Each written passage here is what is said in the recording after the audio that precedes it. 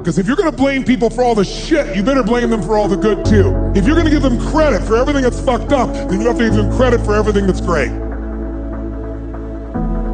Because life is not so simple and black and white. My mother beat the shit out of me. She loved me.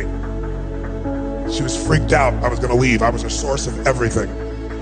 I blame her for all the beauty in my life. I blame her that I have the woman I have in my life because I cherish my wife, because I know what the opposite is.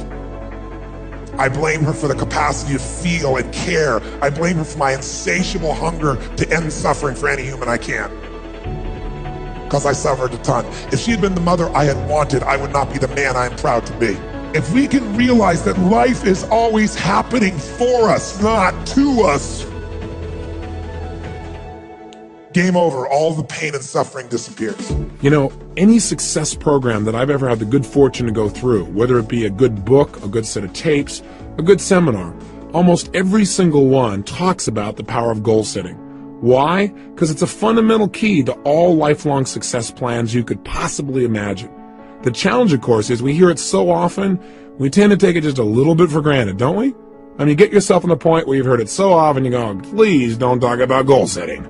You know, I know all about it. Yes, I should make sure my goals are stated in the positive. Yes, I should write them down. Yeah, I know all that stuff. Come on. But you know what? You got to be careful not to get caught in that trap called the law of familiarity. You know, where you get so used to it, you begin to take it just a little bit for granted. Because fundamentals have to be practiced daily. Hey, think about the greatest coaches that you can think of in sports history. Names that come up for me are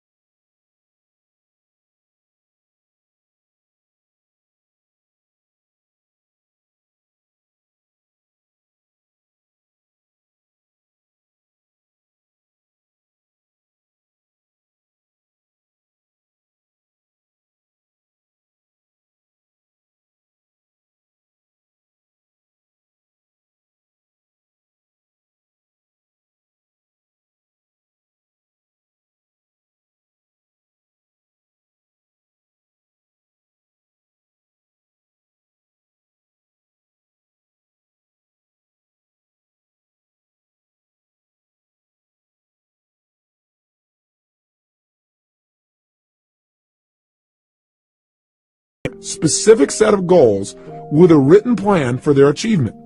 Well, interestingly enough, as you might guess, less than 3% had a set of written goals with a plan.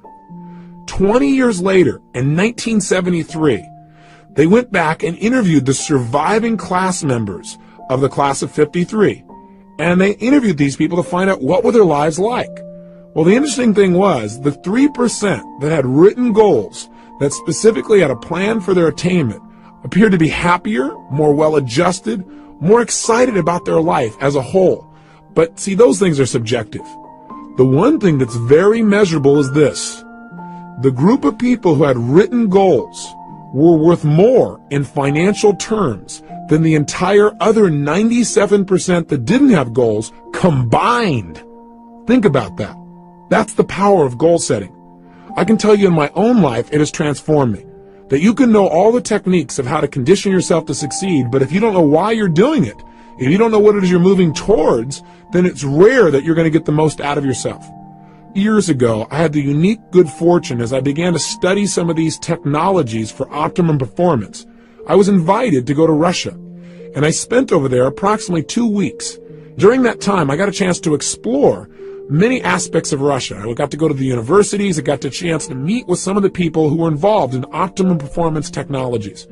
And in the process of doing that, I found myself on one stretch where I was on the Trans-Siberian Railway, where I was going literally from Moscow all the way to Siberia and then back to Leningrad again. We're talking about a large stretch of land and a lot of time to just think. During that time, I was just starting to develop some of my personal power. I really hadn't created my life the way I wanted it, but I felt like there were some possibilities out there for me. I was still living in my 400 square foot bachelor apartment. I was still overweight. I was still in a position where I really didn't have my life where I wanted it in terms of my relationships. But on that trip, for 2.5 days, all I did was set goals. And then for another 2 or 3 days, all I did was design plans on how I was going to achieve them.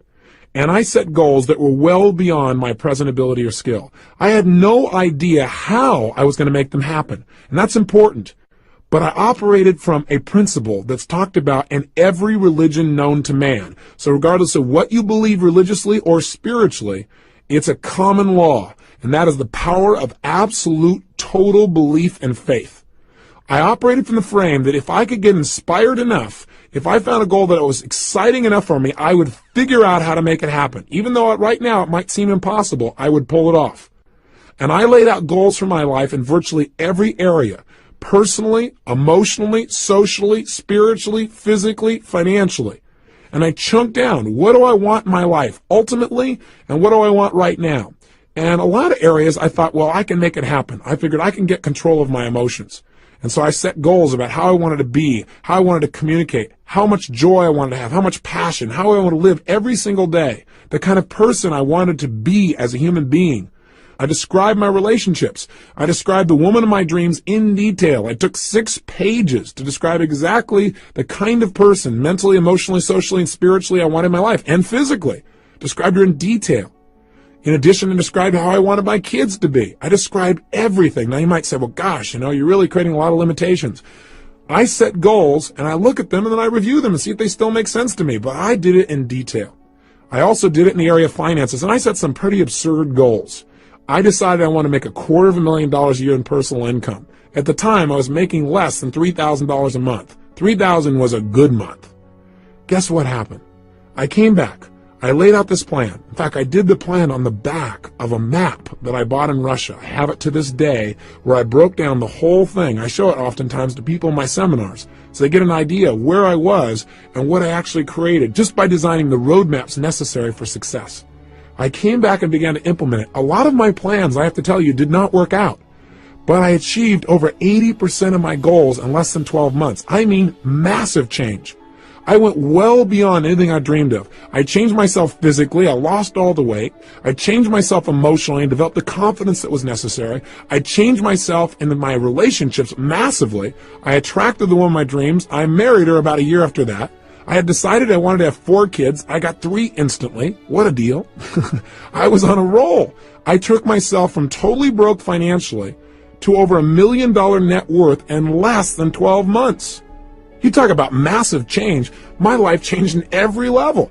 I mean, I can tell you how much my confidence changed, but you might go, oh, big deal. But it did. My level of confidence, my level of faith, my ability to create rapport changed radically. I mean, and I also set thing goals besides my personal development goals because I had felt confident that I could probably accomplish some of the development within myself. But I felt like I can control that. I can't control the outside world or my economics or the ability to get things. That was my hang-up at the time. I set goals for things like I was going to have a limousine, a stretched limousine. I mean, how absurd. I had a car that was breaking down continuously. I had a stretched limousine within 6 months. I mean, I'm talking about massive, massive change. I mean, you can't imagine the kind of miracles that happen. I know this sounds fluffy and bizarre, but it really works. I remember when the first time I went to Fiji. I mean, it's my favorite place in the world. I thought, I've been everywhere. I've been to most of the major countries in the world. This is the most beautiful, amazing land I've ever been to. I got to own a piece of property on this specific island. I never would have thought in a million years that 2 years later, after setting that goal, I'd own an island, or that I own a resort in Namali. It's one of the top 3 resorts in Fiji now. And I go there 4 times a year with 20 of my best friends, and we all have a blast. And we set our goals there. We relook at our lives and balance it and have fun. I mean, it's amazing. But if you would have tried to tell me that 2 years earlier, I would have said, you are absolutely insane. You're nuts. There's just no way. I mean, get real. And I'm here to tell you, don't get real. Get intelligent. Because what's real to you today is based on your past experiences. And if you limit your future based on your past, you're not going to go anywhere. You got to get the goals that are big enough to drive you, to excite you. So don't stop and go, how do I do it? That's not the first step. The first step is get it down. And if you do that, you can create your island, your paradise, whether that be something emotional inside of you want to create, like a character change or a behavior or a habit, or whether that's a business you want to start, or whether that's some kind of money you want to earn or something you want to do for your children. I mean, I'm telling you, it can happen.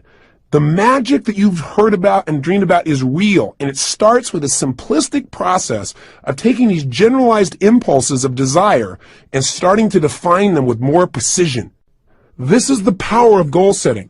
And we don't understand totally how it works. There's something beyond just what we understand of writing something down. Something happens. You become a creator when you write down goals and you get clear as to absolutely why you make them happen. And by the way, that's the key that we're going to touch on here in detail. We've got to make sure that you not only set goals, but you get absolutely clear why you want them. Because there's a fundamental key to goal setting that changed my life, and that is this. Purpose is stronger than outcome. What do I mean? Well, I think that the purpose of goals is not so you get things. The purpose of any goal, the real reason to set goals, is what they will make of you as a person. Hey, look, at the end of your life, all the things that you accumulate are not going to make you happy.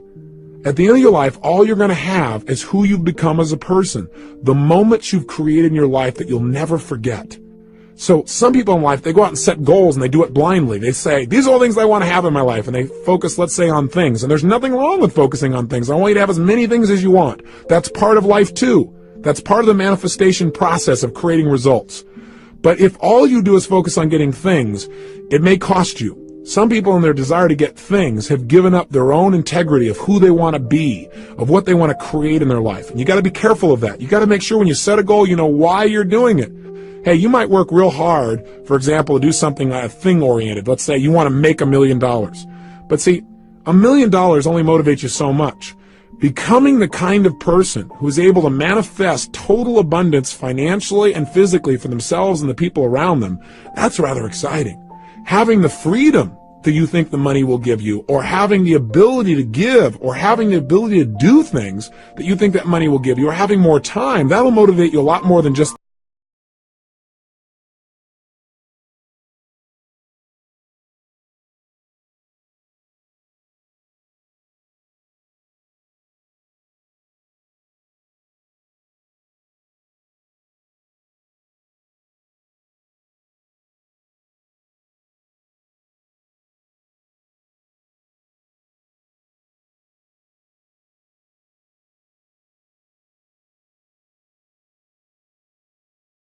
them.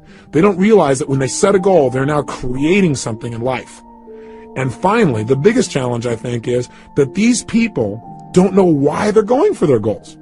So the object, the goal itself, yeah, they get enthusiastic for a while and then it dies out. Again, why is different for everyone, but you got to find out the reasons. I believe this. Reasons come first, answers come second.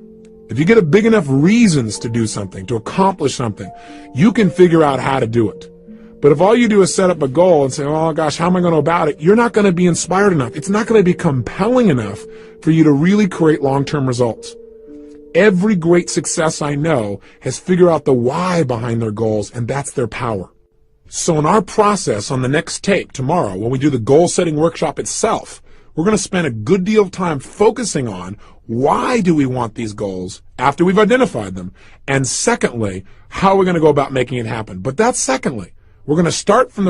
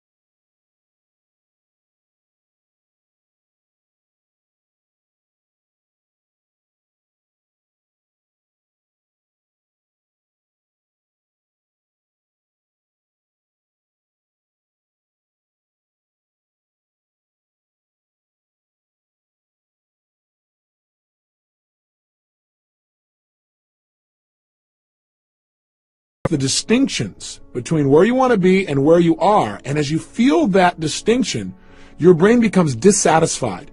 And part of what motivates human action is a sense of dissatisfaction. I mean, hey, when you're totally comfortable and relaxed, feeling pleasure,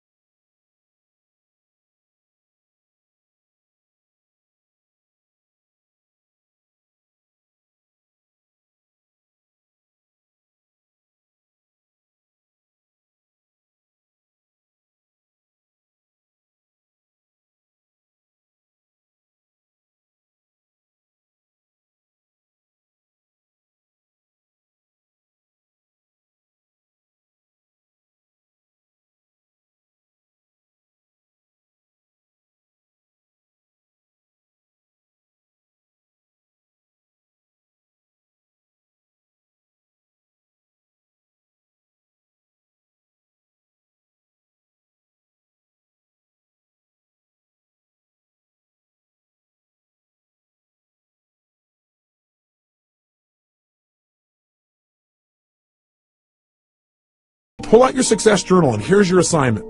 What I'd like you to do is I want you to write down 2 things. Number 1, what are some of the areas of your life you are dissatisfied with? Now, I don't want you to feel bad, real negative about it, but just be honest with yourself. What are some of the areas of your life that are not enough? It's not good enough. It's not where you deserve it to be. It's not where you're committed having it be.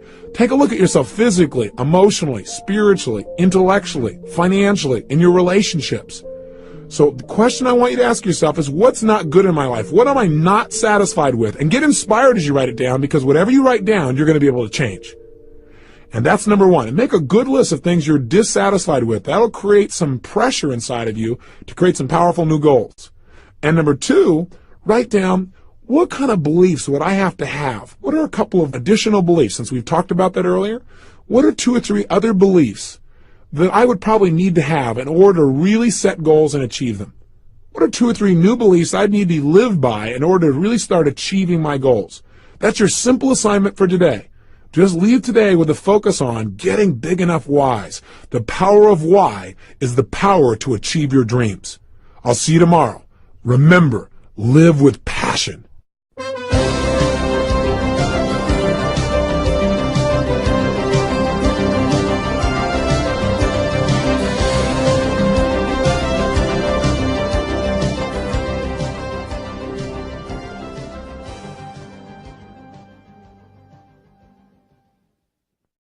And would absolutely exercise every day of this year. I might reevaluate in the future, but I do it this year. And I've kept it, and I'm telling it to you too, so I have to commit even more. I don't have a way to turn back. Do you follow me?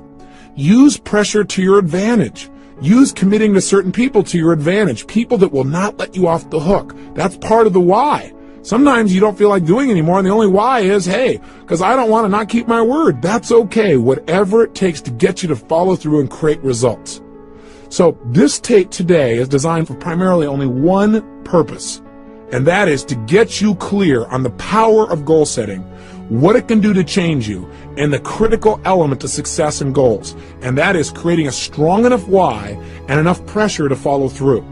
One of the ways we can create a strong enough why, by the way, is not just to write down the positive whys. In other words, gosh, I want this goal because it'll give me this and this in my life, or I'll be able to contribute this and that. But in addition, I've learned to create some of the quote-unquote negative whys, something I never would have done years ago. I'd say, God, that's being a negative person. But what I mean specifically is, when I set goals now, I not only write down why I'm absolutely committed to making that goal a reality, but I also now write down, why am I going to get this? And I do it from the frame of, if I don't achieve this, what would it cost me? And I get a list of whys, of prices I'd have to pay not to have the goal. Because see, what we want to do to get ourselves to succeed is link pleasure to getting the goal and pain to not getting the goal. That way our brain will be driven to use all of our resources to make it happen. Does that make sense to you? So I know for some of you it may sound negative to say, well, what would it cost me if it didn't happen? But I think if you understand how the human brain works, we want to use the carrot and the stick. Hey, we're in charge.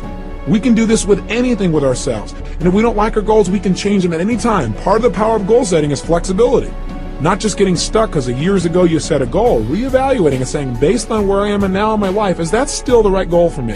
Is that the right direction? I encourage people to set goals no less than twice a year. And I have them review their goals in detail at least once a month and review their top goals daily. It is that kind of consistent review that will keep you on track and produce those results that you're committed to. So right now, the purpose again today is to get you clear on how to unleash this power. And part of that power is the power of why. Why do you want things on the positive? And the power of being dissatisfied. So here's your exercise for today. And then tomorrow we're going to actually unleash you into a goal-setting workshop. And you might want to review and listen to this tape again so you're inspired when you go to do that exercise, because I want you to really come to life and know you're about to create real results when you start that workshop. Today, though, pull out your success journal, and here's your assignment. What I'd like you to do is I want you to write down 2 things. Number 1, what are some of the areas of your life you are dissatisfied with? Now, I don't want you to feel bad, real negative about it, but just be honest with yourself. What are some of the areas of your life that are not enough?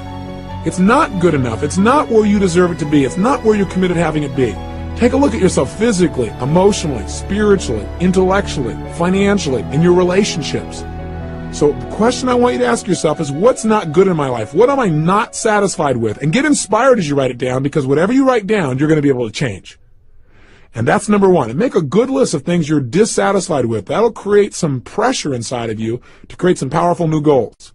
And number two, write down, what kind of beliefs would I have to have? What are a couple of additional beliefs? Since we've talked about that earlier, what are 2 or 3 other beliefs that I would probably need to have in order to really set goals and achieve them? What are 2 or 3 new beliefs I'd need to live by in order to really start achieving my goals? That's your simple assignment for today. Just leave today with a focus on getting big enough whys. The power of why is the power to achieve your dreams.